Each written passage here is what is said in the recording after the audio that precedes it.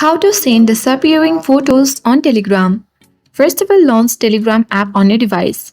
Make sure to log into your account and then at the bottom right corner, tap on the pencil-like button to add a new chat on the section. Here you can easily select a member and then start chatting or sending the disappearing photos on the Telegram.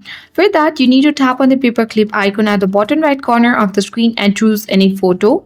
Once you have captured the photo or chosen from your gallery, you need to check mark that this photo and then at the bottom right corner next to add a caption you will see one icon. Select that and then here you need to choose the duration for how long the media will be kept after opening.